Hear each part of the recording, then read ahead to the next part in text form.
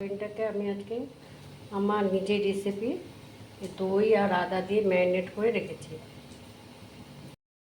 এখানে 4-5টা কাঁচা লঙ্কা, 3টে আমন্ড আর 4-5টা কাজু, এটাকে পেস্ট করে নেব।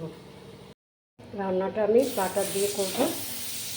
বাটার দিলাম, এই ম্যারিনেট করা ইয়েটা দিয়ে দেবো, আমি মিটুলাটা দিয়ে দেবো।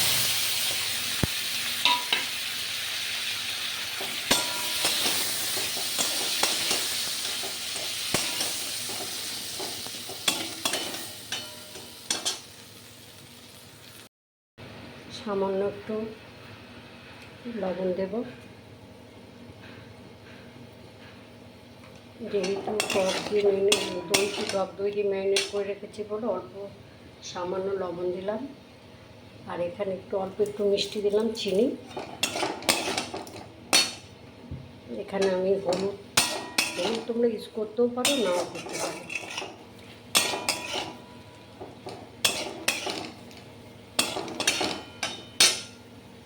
এই যে আমি কাজু বাদাম, কাঁচা লঙ্কা আর আমন্ড পেস্ট করে রেখেছি, সেই পেস্টটা এর মধ্যে দিয়ে দেব।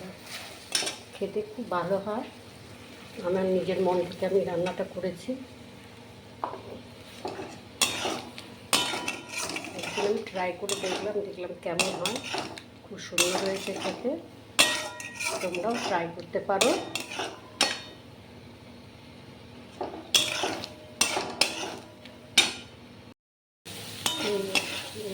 পুরোটা কমপ্লিট হয়ে গেছে।